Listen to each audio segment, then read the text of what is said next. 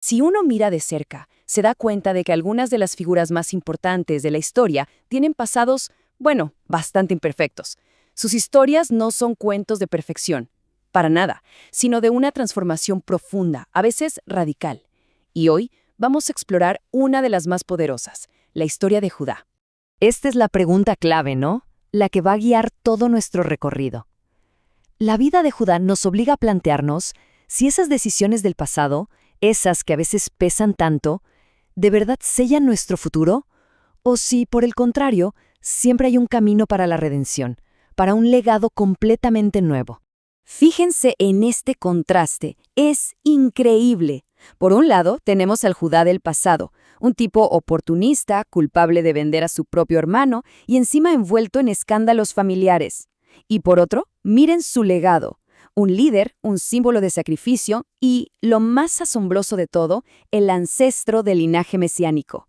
La pregunta es, ¿cómo se puede cerrar una brecha tan pero tan grande? Ok, para entender la transformación, primero tenemos que mirar de frente la parte oscura de su carácter inicial. Porque Judá, lejos de ser un héroe desde el principio, comenzó su historia con decisiones moralmente muy cuestionables que marcarían a su familia para siempre.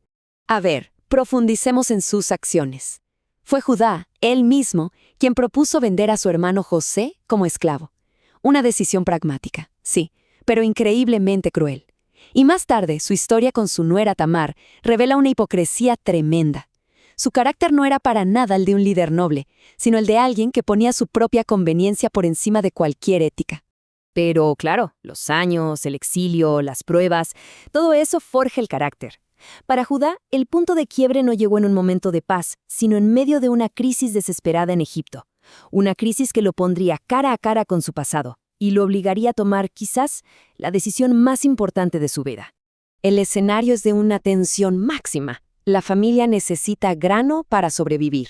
José, a quien no reconocen, les pone una trampa y acusa a Benjamín, el amado hijo menor, el consentido. La exigencia es clara. Benjamín se queda como esclavo. Para su padre, Jacob, perder a otro de sus hijos preferidos sería simplemente devastador.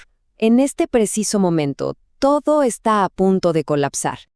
Y aquí, justo aquí, llegamos al punto de inflexión. El mismo Judá que una vez vendió a un hermano, ahora se ofrece a sí mismo como esclavo para salvar a otro.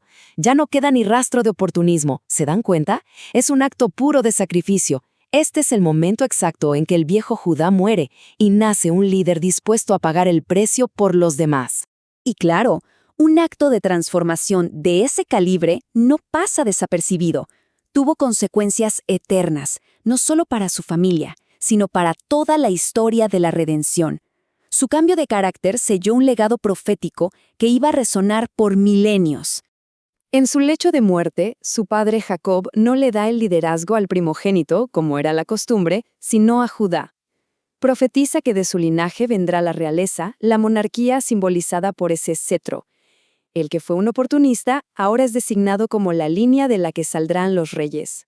Se le llama cachorro de león, un emblema de nobleza y de fuerza. ¡Qué cambio! Y la cosa no termina ahí. Siglos después, ya en el Nuevo Testamento, este título, el león, resurge de una manera asombrosa. A Jesucristo se le llama el león de la tribu de Judá. La promesa que se le hizo a un hombre imperfecto pero arrepentido encuentra su cumplimiento final y absoluto. El linaje que comenzó con una traición se convierte increíblemente en el canal del Redentor.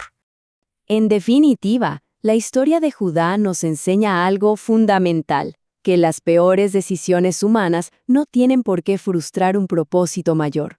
Al contrario, a veces, la debilidad se convierte en el escenario perfecto para que actúe la gracia. Su linaje, que fue purificado por un acto de arrepentimiento, se convirtió en el portador de la promesa. Ahora bien, la transformación de Judá no es solo una historia antigua para archivar, funciona como un espejo, ¿saben? Uno que invita a la reflexión sobre la propia capacidad de cambio, de responsabilidad y de un liderazgo que se sacrifica por los demás.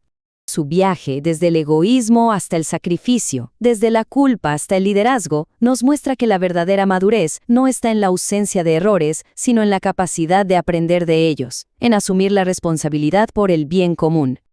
Estas preguntas, que están inspiradas en la vida de Judá, nos invitan a una introspección bastante profunda. No es una prueba con calificación, claro, sino más bien una herramienta. Se tiende a buscar lo fácil por encima de lo correcto y, más importante todavía, ¿existe esa capacidad de dar un giro, de sacrificarse por algo más grande que el propio interés? Y a partir de toda esta historia, surge una idea muy práctica, lo que podríamos llamar el ejercicio del sacrificio. Es simple, se trata de realizar un acto de servicio de forma anónima, sin buscar reconocimiento, sin esperar un gracias. Es una forma de entrenar ese músculo del carácter que Judá desarrolló. Ese liderazgo que no busca los reflectores, sino que simplemente sirve. Y terminamos con esta idea, para que quede resonando. La trayectoria de Judá demuestra que el destino no es una consecuencia inevitable de los errores que se cometieron.